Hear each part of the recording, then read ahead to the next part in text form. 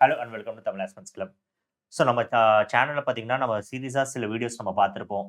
SSC எம்டிஎஸ்ல scam நடந்தது, அப்புறம் CGL பிரச்சனைகள் நடந்தது, டியர் டூவில் நார்மலைசேஷன் கரெக்டாக நடக்கல, அண்ட் ஜாப் அலோகேட் பண்ணும்போது சில பேருக்கு வந்து கரெக்டான ஜாப் அலோகேட் ஆகணும்னு சொல்லிட்டு நிறைய டிஸ்கஷன்ஸ் போயிட்டு இருந்தது.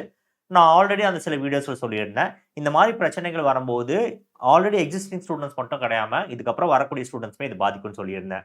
ஏன்னா, இப்ப நெறைய பேர் வந்து கால் பண்ணும்போது மேக்ஸிமம் எப்ப கால் பண்ணுவாங்கன்னா, சப்ஜெக்ட்ல டவுட்ஸ் இருக்கு. இந்த எக்ஸாம்ஸ்ல சில டவுட்ஸ் இருக்கு. நான் எப்படி என்ன புரோகிரஸ் பண்ணிக்கிறது? எப்படி மார்க் இம்ப்ரூவ் பண்றது? இந்த மாரியான டிஸ்கஷன்ஸ்க்கு தான் மேக்ஸிமம் எனக்கு சேட் பண்ணுவாங்க, கால் பண்ணுவாங்க, எல்லாம் பண்ணுவாங்க. ஆனா, இப்ப கொஞ்சம் சில நாட்களா என்ன பண்ணாங்கன்னா, நெறைய ஸ்டூடண்ட்ஸ் வந்து இந்த எக்ஸாம் படிக்கலாமா? இதுக்கு டைம் ஸ்பெண்ட் பண்றது ஒர்த்தா இருக்குமா? என்னோட லைஃப இதுக்கப்புறம் இந்த கரியர் நோக்கி நான் எடுத்துட்டு போறது கரெக்ட்டா இருக்குமான்னு சொல்லிட்டு, நெறைய டயலமால ஸ்டூடண்ட்ஸ் இருக்காங்க. அதே பேஸ் பண்ணி கொஸ்டின்ஸ் அவங்க கேட்டுட்டு இருந்தாங்க. சும்மாவே ஸ்டூடண்ட்ஸ் வந்து படிக்கிறது ஒரு பெரிய விஷயம். இந்த மாரி ஈவென்ட்ஸ் நடக்கும்போது, அவங்க படிக்காததுக்கு இன்னொரு நல்ல சாக்கா அமைஞ்ச மாரி இருந்தது. இந்த சிச்சுவேஷன்ல ஒரு சில நல்ல நியூஸும் நமக்கு இப்ப கிடைச்சிருக்கு.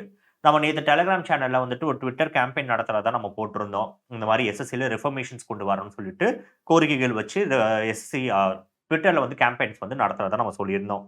அண்ட் அந்த ட்விட்டர் கேம்பெயின் நடந்து நார்த்ல இருக்கக்கூடிய ஃபேக்கல்டி எல்லாம் கூப்பிட்டு எஸ்எஸ்சி சேர்மன் வந்து ஒரு டிஸ்கஷன் நடத்தினாரு. ஸோ எப்படி பார்த்தாலும் இந்த நடந்த ஸ்கேம்ஸ் எதுவுமே நம்ம வந்து தமிழ்நாடு மட்டும் பாதிக்கல. ஆல் ஓவர் இந்தியால இருக்கக்கூடிய எல்லா ஸ்டூடண்ட்ஸும் தான் இது பாதிச்சுது. அண்ட் பெரிய கிரவுட் நார்த்ல இருக்கனால அவங்களையும் இது பெருசா பாதிச்சுருச்சு. அப்போ அவங்கள கூப்பிட்டு இந்த டிஸ்கஷன் நடத்துனாங்க. இவங்க சைட்ல இருந்து கோரிக்கை வச்சு, அதுல ஒரு சில கோரிக்கைகள வந்து கண்டிப்பா பண்ணி குடுப்போம்னு அவங்க சொல்லியிருக்காங்க. அண்ட் இது வந்து ரொம்ப வரவேற்கத்தக்க ஒரு விஷயமா இருக்கு. ஏன்னா, இதுக்கப்புறம் வரக்கூடிய எக்ஸாம்ஸ் வந்து எப்படி போக போகுதுன்றது நமக்கு ஒரு கிளாரிட்டி கிடைக்குது. ஓகே. ஸோ முதல்ல என்னென்ன ப்ராப்ளம்ஸ் இருக்கு, என்ன கோரிக்கை வச்சோம், அது எதெல்லாம் வந்து கவர்ன்மெண்ட் வந்து அப்ரூவ் பண்ணியிருக்காங்கன்றத நம்ம பார்ப்போம். ஸோ ஃபர்ஸ்ட் அவங்க என்ன கேட்டிருக்காங்கன்னா, இந்த டியர் 2ல இருக்கக்கூடிய ப்ராப்ளம். ஸோ டியர் 2ல என்ன ப்ராப்ளம்னா, 2 ஷிஃப்ட் நீங்க கண்டக்ட் பண்றீங்க. ஒண்ணு ஈஸி இல்ல மாடரேட்டா இருக்குது. இன்னொன்னு வந்து டிஃபிகல்ட்டா இருக்குது. அப்ப இத நார்மலைசேஷன் பண்ணும்போது அதுல நெறைய குளறுபடி வருது. அப்ப அவங்க என்ன கேட்கறாங்கன்னா, இப்ப டியர் 1ல வந்து நீங்க நார்மலைசேஷன் கொண்டு வரீங்க. ஏன்னா நெறைய மல்டிபிள் ஷிஃப்ட்ஸ் நடக்கிறனால நார்மலைசேஷன் பண்ண வேண்டியதா இருக்கு. அப்ப டியர் 1ல மல்டிபிள் ஷிஃப்ட்ஸ்ன்றது அக்செப்டபிள். நெறைய பேர் எழுதுறாங்க. டியர் 2ல எழுதுறதே கம்மியான கேண்டிடேட்ஸ் தான். அதுக்கு ஏன் நம்ம வந்து மல்டிபிள் ஷிஃப்ட்ஸ் வைக்கணும்? ஒரே ஷிஃப்ட்ல அத கண்டக்ட் பண்ண பார்ப்போம் அப்படின்னு சொல்லிட்டு ஃபர்ஸ்ட் கோரிக்கை அது வச்சிருக்காங்க. இது உண்மையிலே வரவேற்கத்தக்கது. ஏன்னா, இப்ப நார்மலைசேஷன் எப்படி பண்ணாலும் அங்க இருக்க எல்லாருக்கும் அதே மாரி தான் நடக்கப் போகுது. அதனால டியர் 2 ஒரே ஷிஃப்ட்ல கண்டக்ட் பண்றது ரொம்ப சூப்பரான ஒரு விஷயம் தான். அடுத்து வந்து நார்மலைசேஷன இம்ப்ரூவ் பண்றதுக்கு ஒரு கமிட்டி வைக்கிறாங்க. இப்ப நார்மலைசேஷனோட மெத்தட்ஸ் எல்லாம் மறுபடியும் ரீவிசிட் பண்ணி, அந்த மெத்தட் கரெக்ட்டா தான் இருக்குதா? இல்ல இது வேற ஏதாவது நம்ம ஸ்கீம்ஸ் மாரி கொண்டு வந்து, இல்ல ஃபார்முலா மாரி மாத்துற மாரி இருக்குமான்னு சொல்லிட்டு, கண்டிப்பா அதையும் இம்ப்ரூவ் பண்ணுவேன்னு சொல்லியிருக்காங்க. அதுக்கப்புறம் எக்ஸாம்ஸ் வந்து சீக்வென்ஸா கண்டக்ட் பண்ணலாம்ன்னு சொல்லியிருக்காங்க. சிஜிஎல் முடிஞ்ச உடனே சிஹெச்எஸ்எல், அது முடிஞ்ச உடனே எம்டிஎஸ். இந்த ஆர்டர்ல தான் போகணும்னு சொல்லிட்டு சொல்லியிருக்காங்க. அதுக்கப்புறம் கொஸ்டின் பேப்பர்ஸ்ல எரர் ஃப்ரீயா இருக்கணும்னு சொல்லிட்டு ஒரு கோரிக்கை வச்சிருக்காங்க. இப்ப நம்ம பேசினதிலே எனக்கு ரொம்ப பெர்சனலா பாதிச்ச ஒரு விஷயம் பார்த்தீங்கன்னா, இந்த எரர் ஃப்ரீ கொஸ்டின் பேப்பர்ஸ் தான். கொஸ்டின் பேப்பர்ஸ்ல நெறைய எரர்ஸ் இருக்கும்போது, ஸ்டூடண்ட்ஸே சில பேர் சந்தோஷப்படுவாங்க. எரர்ஸ் இருந்துச்சுன்னா அவங்க மார்க் குடுக்கணும் தானன்ட்டு. ஆனா பிரச்சனை அங்க தான் வர ஆரம்பிச்சது. அந்த எரர் இருக்கனால நார்மலைசேஷன் போக அதுக்கும் அவங்க மார்க்ஸ் குடுக்க ஆரம்பிச்சு, எக்கு தப்பா அந்த கால்குலேஷன்ஸ்ல போயி, அதுதான் எல்லாருக்குமே பிரச்சனை கொண்டு வந்தது. So error free question papers அவங்க குடுக்கணுன்றது ரொம்ப நல்ல விஷயம் தான். அது முக்கியமான விஷயம். வெண்டார சேஞ்ச் பண்ணலான்னு இருக்காங்க. ஸோ டிசிஎஸ் வந்து இதுக்கப்புறம் வெண்டாரா இருக்க மாட்டாங்க போல. அண்ட் வெண்டாரா அவங்க மாத்துறதுக்கான அடுத்த ஸ்டெப்ஸ் எடுக்குறாங்க. பட் ஏன்னா எல்லாரும் என்ன கேட்கறாங்க, இந்த வருஷம் டிசிஎஸ் இருப்பாங்களா? இல்லையா? அப்படின்ட்டு எல்லாரும் கேட்டாங்க. எனக்கு புரியல ஏன் டிசிஎஸ் இருக்கிறதுக்கும், இல்லாததுக்கும் என்ன வித்தியாசம்னு எனக்கு தெரியல. டிசிஎஸ் வந்து வெண்டார் தான். அந்த வெண்டார் என்னன்னா, எஸ்எஸ்சின்ற போர்டோட ரிக்வயர்மென்ட்ட ஃபுல்ஃபில் பண்ற ஒரு பெர்சன். That's it. அந்த அவங்க வந்து அந்த எக்ஸாம்ல வந்து எப்படி கண்டக்ட் பண்ணுவாங்க அவங்க டிசைட் பண்ண மாட்டாங்க. ஸோ போர்டு சொல்லும், எனக்கு இந்த மாரி எக்ஸாம்ல கொஸ்டின்ஸ் வேணும். எனக்கு இந்த மாரி கண்டக்ட் பண்ணணும். இதான் பேட்டர்ன் அப்படின்னு சொல்லுவாங்க.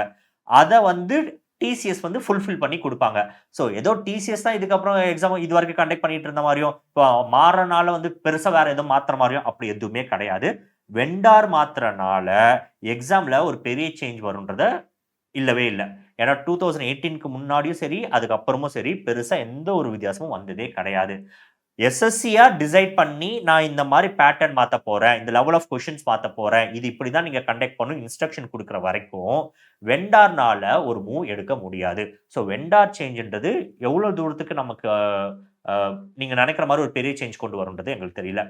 இது போக அப்புறம் கேட்டாங்க 2024 எக்ஸாம்ஸ் இப்போ வந்து அந்த டியர் 2ல வந்து நெறைய குளறுபடி நடந்திருக்குல்ல. இப்ப இத என்ன பண்ண போறோம்னு அவங்க கேட்டதுக்கு, இத வந்து எஸ்எஸ்சி வந்து பண்ண முடியாது. ஏன்னா இது லீகல் ப்ரொசீடிங் மூலம் தான். அதாவது ஒரு கோர்ட்ல போயிட்டு கோர்ட்டோட ஆர்டர் வந்தா தான் இந்த எக்ஸாம்ஸ திருப்பி கண்டக்ட் பண்ணணுமா வேணாமான்றது டிசைட் பண்ண முடியும்.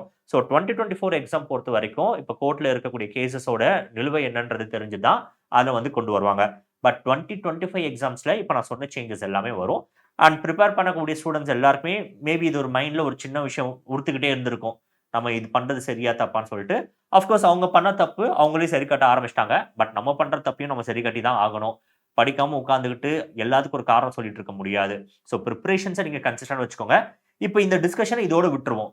இது இன்னும் 4 சேனல், 5 சேனல் பார்த்து, இதே திருப்பி திருப்பி டிஸ்கஸ் பண்ணி டைம் வேஸ்ட் பண்றதுக்கு பதிலா, ஒரு 2 மணி நேரம், 3 மணி நேரமாவது நீங்க கண்டிப்பா இதுக்கு ஸ்பெண்ட் பண்ணுவீங்க.